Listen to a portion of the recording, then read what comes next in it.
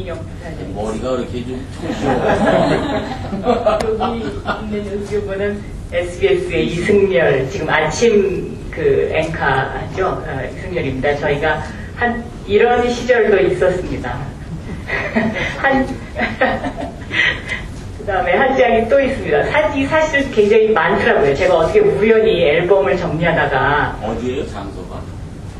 제 기억이 아마 여기가 한계령 휴게소가 아닌가 싶습니다. 근데 좀 농담 삼아 말씀드리면 수영복 입고 찍은 사진도 있더라고요.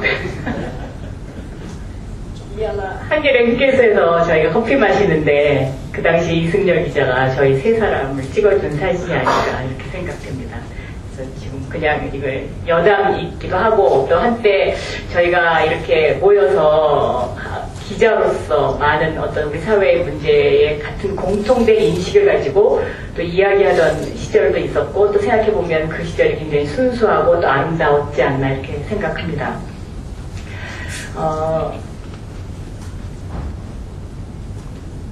오늘 제가 말씀드릴 제목은 균형입니다. 그러니까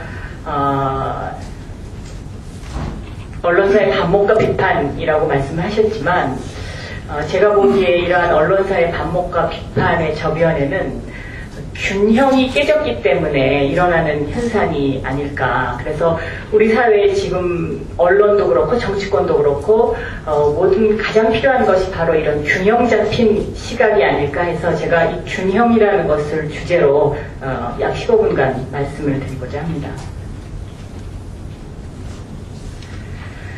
정은찬 총장께서 총리에 지금 지명이 되셨습니다.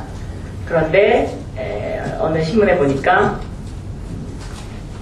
나라의 밸런스가 필요하기 때문에 총리직을 수락했다라고 해서 이것을 더블 코트로 따서 제목으로 뽑은 신문이 있었습니다. 제가 정은찬 총장님하고 개인적인 친분 관계가 있어서 전화 통화를 했는데요. 총리직을 수락한 이후에 저에게도 똑같이 이 말씀을 하셨습니다. 바로 내가 총리직을 수락한 것은 나라의 균형이 깨졌기 때문에 그 균형을 바로잡기 위한 것, 그거 이외에 다른 것은 없다라는 이야기를 하셨습니다. 저는 이 말씀을 듣고 참 많은 생각을 했습니다. 만약에 저 생각대로 총리직을 수행한다면 저것은 우리 민주당이 지켜봐야 되는 부분이 아닌가. 그리고 이 정은찬 총장이라는 분이 생각하는 균형이라는 것이 과연 무엇인가 라는 것에 대해서 야당 의원으로서 일단은 처음에 지켜보는 자세가 굉장히 중요하겠다. 그리고 이 균형이라는 것에 대한 어떤 그 야당 민주당 입장에서 봤을 때 그것이 지켜지지 못했다고 했을 때 그때 따끔하게 저희가 이것은 잘못된 것이다. 또 그리고 이것은 그런 방향으로 가서는 안 되지 않느냐라는 비판의 날을 세우는 것이 바로 다시 균형추를 잡을 수 있게 그 야당으로서 도와줄 수 있는 일이 아닌가 이렇게 생각을 했습니다. 이 정은찬 총장의 균형 밸런스라는 발언에 대해서는 제가 어느 정도 좀 신뢰를 갖고 있는 것이 과거에 정은찬 총장이 그 총장으로 취임하면서 지역할당제 발언을 했었습니다. 이 지역할당제 발언을 한 것이 2002년도 8월 13일입니다. 이 당시에 이 지역할당제 발언은 우리나라의 많은 그 보수언론으로부터 상당한 비판을 받았었습니다. 그런데 그 당시에 이 비판을 받았던 저간에는 또 기자끼리의 경쟁, 그러니까 이것이 이제 MBC 특종으로 나갔다는 어떤 그런 부분의 영향도 적지 않게 있었다고 생각을 하고 또 이 지역할당제라는 발언의 배경이 왜 나왔는지에 대한 충분한 이해가 서로 의사소통이 없었기 때문에 이제 상당히 비판을 받았는데 그 당시에 그 비판의 어떤 그 저간을 보면 서울 역차별 현상이다. 또 뭐 예를 들면 그 지방들을 더 위축시킨다라든가 뭐 해갖고 사설 뭐 해서 굉장히 신랄하게 비판을 받았지만 결국 정은찬 총장은 이 일을 해냈고 그리고 이것은 우리 사회의 좀 약자라든가 또 가난으로 인해서 그 자기의 능력을 발휘하지 못하는 사람들에 대한 배려 차원의 어떤 그 대표적인 그 정책으로 구축이 되면서 이것이 그 상당히 그 정원찬 총장이 오늘날 총리가 될 수 있도록 한 하나의 밑거름이 될 수 있었다고 저는 그렇게 개인적으로 생각을 합니다. 그래서 이러한 그 정원찬 총장의 지역할당제 정책 같은 것들을 보면서 앞으로 이 정 총장이 총리로 만약에 지명이 된다면 이분이 일성으로 말했던 그 나라의 밸런스, 나라의 균형을 과연 어떻게 잡아갈 것이냐를 지켜보는 것이 그 민주당으로서의 역할이다라고 생각을 합니다. 제가 여기서 특별히 균형을 강조드리는 이유는 그 최근에 언론사의 기사를 보면 균형이 많이 깨져 있는 기사가 참 많다라는 점입니다. 그래서 이 균형이 깨졌다는 것 때문에 약자 입장에서는 상처를 받는 경우도 상당수 있다고 생각이 되어지고 이 균형이 제대로 잡힌 기사를 써준다면 이것이 앞으로 우리나라 발전에도 하나의 커다란 원동력이 될 수 있지 않을까. 흔히들 독자들이 이런 얘기를 많이 합니다. A라는 신문과 B라는 신문이 있는데 이 두 가지 신문을 동시에 보지 않고서는 예를 들어서 보수신문과 진보신문 두 가지를 동시에 보지 않고서는 도대체 사실이 무엇인지를 알기가 힘들다라는 이야기를 굉장히 많이들 하십니다. 그것이 바로 요즘 우리가 문제라고 생각하는 어떤 이 균형이 깨졌다는 문제와 일맥상통하는 부분이 아닐까 이렇게 생각을 합니다. 요 다음에 이제 그 보여드릴 그 하나의 내용은 제가 법사위원으로 있기 때문에 그 자료를 정식으로 요청을 해서 받은 자료이긴 합니다만은 제가 개인적으로 이것이 노출이 되면 조금 개인 그 이메일을 보낸 개인한테 좀 문제가 있을 것 같아서 한 번도 공개하지 않은 자료입니다. 그러나 오늘 이 자리는 우리 다 언론인들이 모여있는 자리이기 때문에 제가 이것을 공개를 합니다만은 혹시라도 이것을 기사를 쓰신다면 한번 염두에 두시고 한번 좀 생각을 해주셨으면 하는 부분입니다. 이게 이제 지난번에 그 문제가 됐던 지금은 대법관이 되셨죠. 판사들에게 이메일을 보내서 이제 그 사회적인 논란거리가 됐는데 그분의 이메일 가운데 이런 내용이 있었습니다.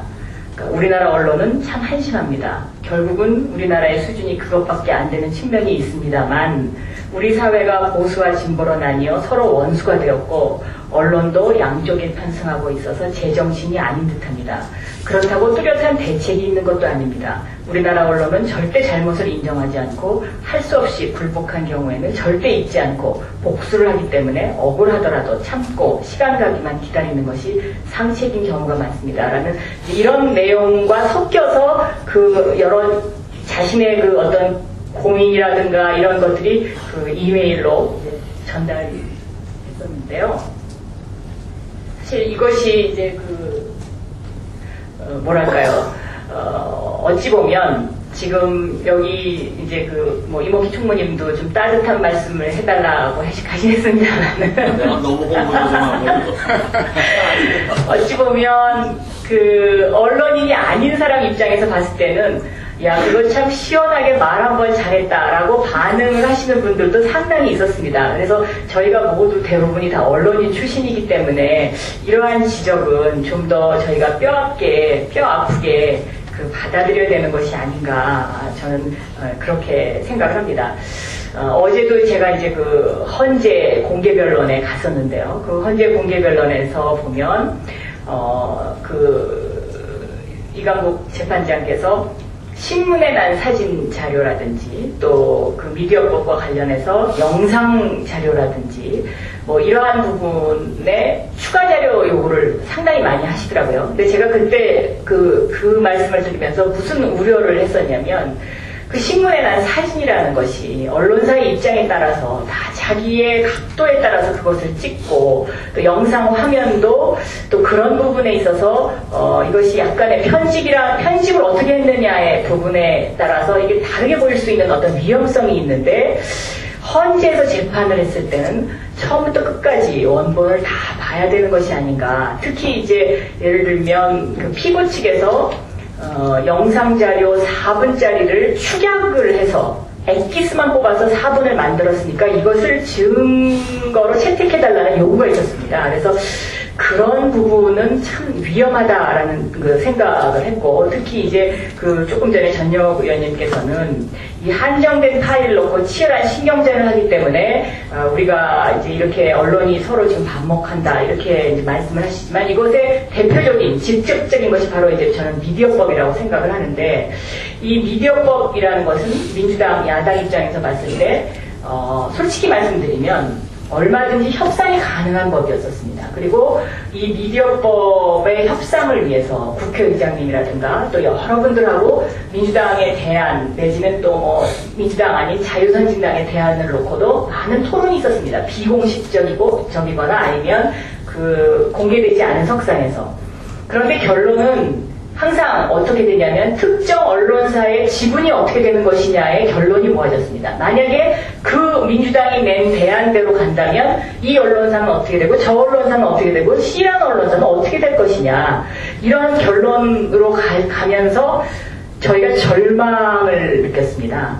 다시 말하면 이 법이라는 것이 어떤 특정 언론을 염두에 두고 이렇게 법을 과연 만들어도 되는 것인가 하는 부분도 그랬고, 두 번째는 이 언론이 아무리 지금 파이가 적다고 해도 이렇게 전사적으로, 그러니까 기자들까지 이권에 개입해서 취재활동을 해도 되는 것이냐는 부분에서 제가 많은 절망을 느꼈습니다. 저는 개인적으로 그렇게 생각합니다. 미디어법과 관련해서는 얼마든지 협상이 가능하지만 단 전제 조건이 우리나라도 언론에 있어서 소유와 경영은 분리돼야 되는 건 아닌가. 그래서 이 소유와 경영, 다시 말하면 소유와 편집권의 분리가 확실하게 이루어진다면 저는 얼마든지 미디어법은 협상이 가능한 법이었다라는 그런 말씀을 드리면서, 이 미디어법과 관련해서도 저희 정치권에서 봤을 때는 상당히 균형이 깨진 보도가 그동안에 너무 많이 나가지 않았는가.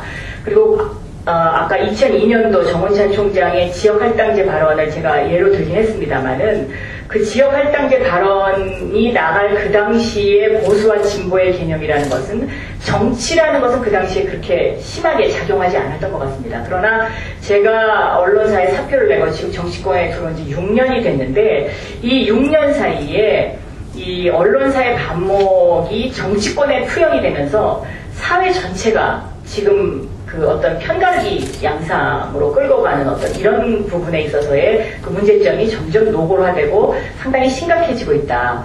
그래서 제가 만약에 감히 여기서 바란다면 언론이 좀 더 균형 감각을 갖고 그 오른쪽의 이야기와 왼쪽의 이야기를 균형 잡힌 시각에서 써주는 것, 그것이 이제 우리나라의 발전을 위해서 좋은 것이 아닌가. 그리고 어떤 특정한 목적이나 또 어떤 그 특정 집단의 이익을 위해서 한쪽으로 몰고 가는 어떤 그런 기사의 형태라든가 이러한 것들은 우리가 이제 좀 한 번쯤 다시 한번 잘 생각해 봐야 되는 그런 수준에 오지 않았나 하는 그런 그 생각으로 이제 이런 말씀을 드리고요.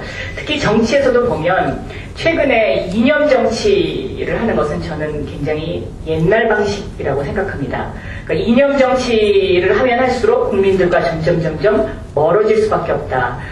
이게 한나라당이 됐던 민주당이 됐던 이제는 생활 정치를 얼마큼 그 우리가 국민의힘과 같이 호흡하느냐의 문제가 중요한 것이지, 이념 정치는 저는 이제는 우리가 한 거풀을 벗어야 되는 그런 시기가 되지 않았는가, 이렇게 생각을 말씀을 드리겠습니다. 제가 이제 그 야당이지만 저희가 집권 여당일 때도 저희는 이런 아픔을 겪었습니다. 이게 이제 한 사진인데요. 2006년도 5월 6일자입니다. 교계사를 찾은 여야 지도부, 이렇게 돼 있는데, 이 사진을 유심히 한번 보시면 저 사진은 박근혜 대표를 가운데 두고 그 박근혜 대표를 위해서 찍은 사진이라고 생각합니다. 저희 시각에서 봤을 때. 나머지 사람들은 전부 엑스트라입니다. 한 사람은 옆에 보고 있고 한 사람은 어디 보고 있고. 그래서 만약에 저 사진을 본 당사자나 그 집단에 속해 있던 하나의 어떤 그 구성원이 저 사진을 봤을 때 굉장히 섭섭함이 첫째 느껴집니다. 어떻게 이런 사진을 고를 수가 있을까. 그러니까 그 사진을 뭐 한 카트만 찍는 것도 아니고 굉장히 여러 카트 찍지 않습니까? 그러면 적어도 거기에 나와 있는 사람 중에 중심이 되는 몇 사람은 크게 불만이 없는 그런 사진을 실어주는 것이, 상식이라고 생각하는데, 저희가 이제 이렇게 보면, 이런 사진 때문에 상당히 좀 마음의 상처도 받고, 이제 어려운 점도 있었었습니다. 그래서 저는 제가 정치권에 와서 이 정치를 한다는 것이 과연 무엇인가, 라는 것에 대한 깊은 생각도 많이 했습니다만은 조금 전에 전여부 의원님께서 사랑이 많이 됐다 이렇게 말씀하셨는데 저도 거기에 굉장히 공감합니다. 그러니까 이 국회의원이라는 직업이 성격 개조를 하기에 가장 좋은 직업인 것 같습니다. 제가 MBC에 있을 때는 저 혼자만 잘났다고 생각하고 바른 소리만 하고 이제 이렇게 살았는데 정치권에 와서 그렇게 몇 년을 살다 보니까 이것이 생존이 불가능하겠구나. 정말 둥근 돌처럼 계속 마모되면서 이제 정치인화 되어 가야 되는 과정이 있다라고 이렇게 생각이 되는데 그 과정 속에 가장 중요한 것이 소수의 입장을 어떻게 대변해 줄 것이냐 하는 문제이고 또 그것이 그 고민이었습니다. 예를 들면 제가 법사위에 있는데 법사위에서 제 시각에서 봤을 때 가장 큰 문제는 검찰이 항상 법원과 동등한 위치를 차지하려 하는 문제입니다. 그러니까 판사의 월급이 50원이 오르면 검사의 월급도 50원이 올라야 된다고 생각하는 것이 우리나라의 지금 현재의 구조입니다. 그러나 저는 그것은 잘못됐다고 생각합니다. 왜냐하면 사법부가 살아서 이 사법부가 어떤 삼권분립의 원칙에 의해서 사법부가 살아있어야 그 나라의 균형이 잡히듯이 저는 검사와 판사가 동등한 위치에서 그렇게 모든 권력을 동시에 행사하는 것은 이것은 삼권분립에 어긋난다고 생각하고 특히 이 사법부는 약자의 목소리를 좀 더 그것도 사법부로서의 균형 감각을 잃어버리면 문제가 있겠지만 그 균형 감각을 잃어버리지 않는 범위에서 약자의 목소리와 약자의 입장을 대변해 줄 수 있는 그런 사법부로서의 역할을 해야지만 그것이 사회의 전체적인 균형을 끌고 갈 수 있지 않을까 하는 그런 절실함이 있는데 그러한 그 절실함이 있다면 저는 지금 그것이 우리 언론에게도 필요한 것이 아닌가. 그래서 우리 언론이 그런 약자의 목소리 또 말 못하는 그 억울한 사람들의 입장에 서서 그러한 기사를 좀 더 부각시켜주고 그래야 함께 가면 멀리 갈 수 있다는 말이 있듯이 우리 전체를 한번 통합시켜주는 어떤 그런 그 힘으로 우리 언론이 발휘해야 되는 것이 아닌가.